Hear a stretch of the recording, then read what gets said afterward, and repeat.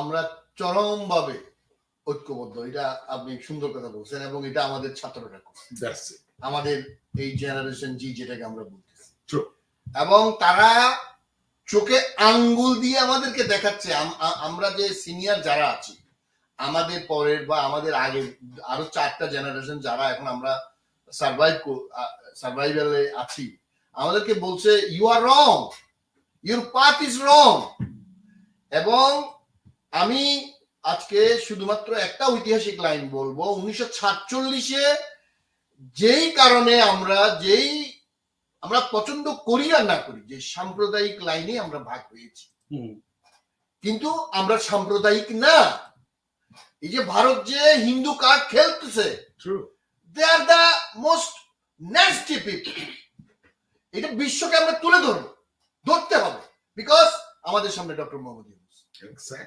এবং এই যে ন্যাস্টি কার্ডটা খেলে ভারত যখন ফেল করলো, এখন সে বন্যার পানি দিল, স্পিল খুলে দিল আমাদেরকে না জানায়, এবং ইচ্ছা মতো ছেড়ে দিল।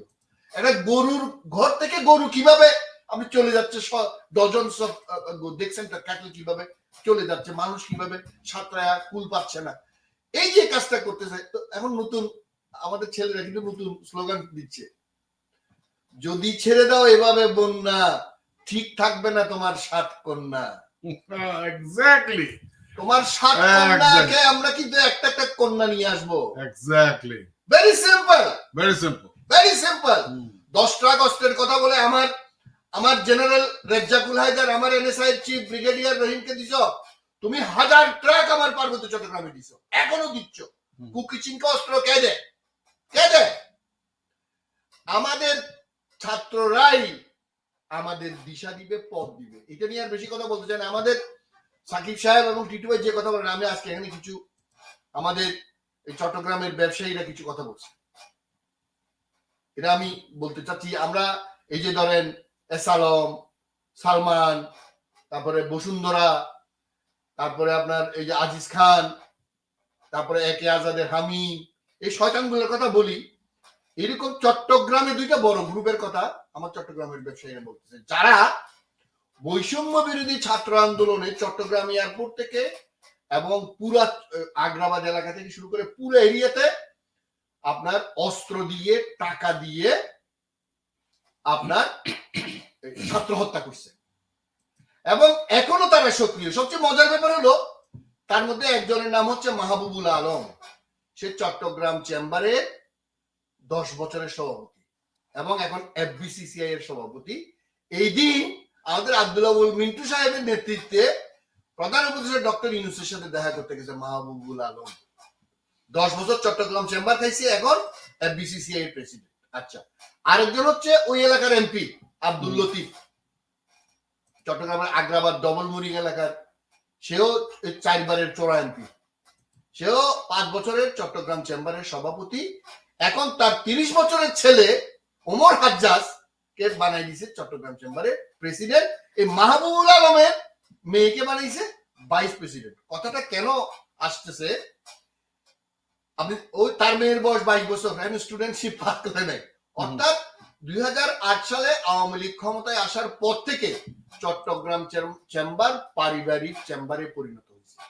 এবং শুধু তাই না, মাহবুবুল আলমের পরিবারের 3 জন, তার ভাই, তার মেয়ে এবং তার আরেক ছেলে।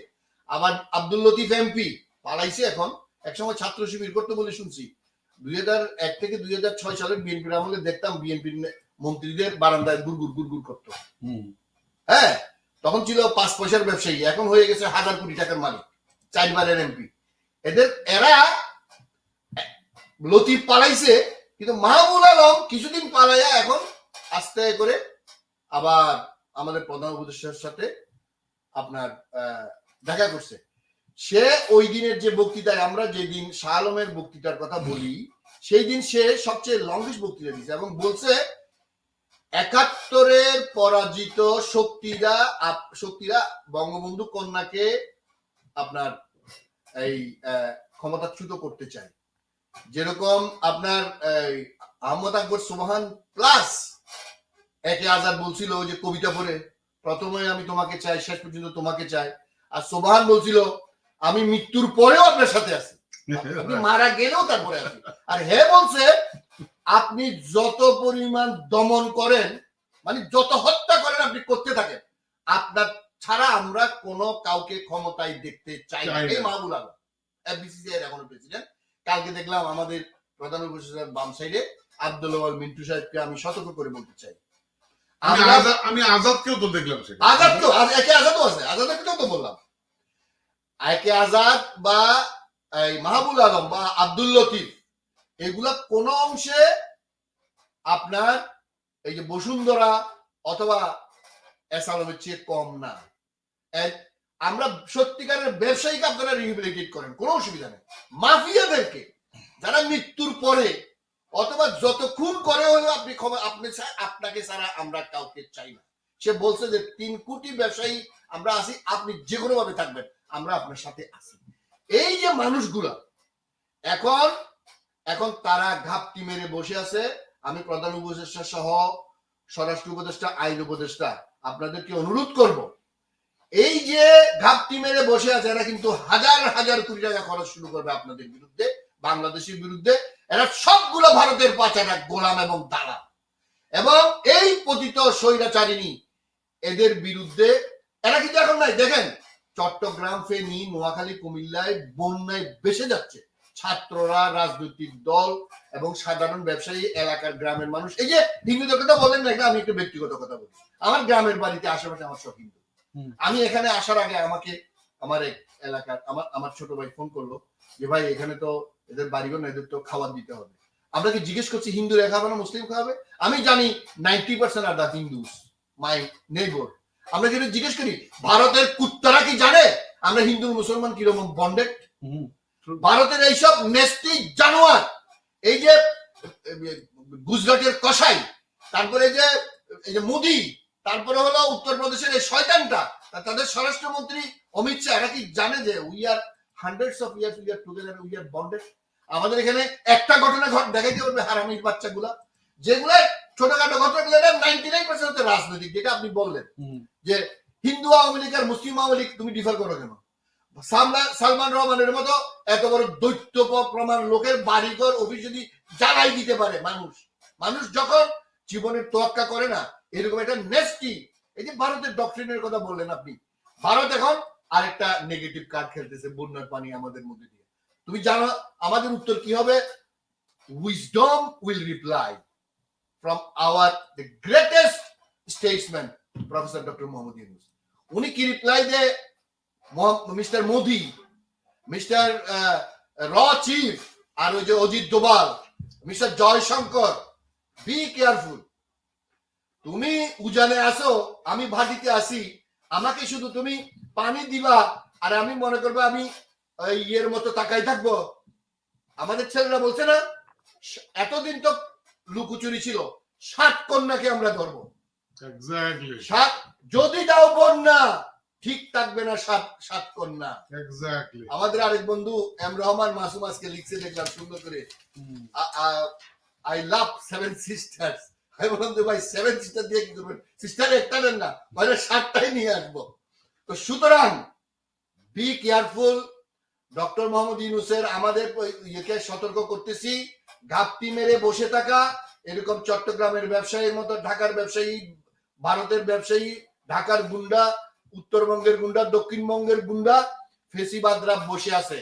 আপনি দয়া করে ট্রেড বডি গুলাতে যেসব ফেসিবাদীরা হাজার হাজার কোটি টাকা লোপাট করে ব্যবসার নামে যে আপনার এই পরিস্থিতি করছে, তাদের ব্যাপারে অবিলম্বে এই ট্রেড বডি গুলো ভেঙে দেন এবং তাদেরকে পাকড়াও করতে হবে। কারণ অর্থনৈতিক ব্যাপারটা কিন্তু ভয়ঙ্কর। এরা লক্ষ কোটি টাকা পাচার করছে, লক্ষ কোটি টাকা লন্ডারিং করছে, লক্ষ কোটি টাকা আপনার এই যে বিভিন্ন ব্যাংক থেকে নিছে। আমি ধন্যবাদ জানাবো আমাদের অর্থ উপদেষ্টাকে এবং বাংলাদেশ ব্যাংকের গভর্নরকে যে আপনার এস আলমের সমস্ত শেয়ার বাজেয়াপ্ত করা হয়েছে। যতক্ষণ পর্যন্ত ৭৪,০০০ কোটি, আমরা তো জানলাম ৫০,০০০ কোটি, ৭৪,০০০ কোটি টাকা নিয়ে গেছে আপনার ইসলামিক ব্যাংক থেকে।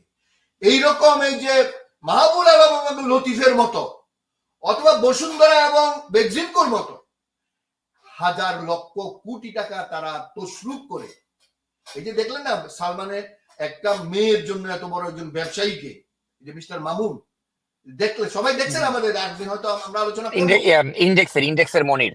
ইন্ডেক্সের মনির, এই এই যে মানে কিরকম দেশটি কিরকম নোংরা জঘন্য কাজ করতে পারে। সুতরাং আমাদেরকে তাদের প্রধান দারোয়ান, প্রধান পাপিষ্ট মহিলা ওই দেশে চলে গেলেও তার যে সাগরেদরা, তার যে পাপিষ্টরা এখনো আছে, with hundreds of thousands of crore টাকা নিয়ে তারা বসে আছে।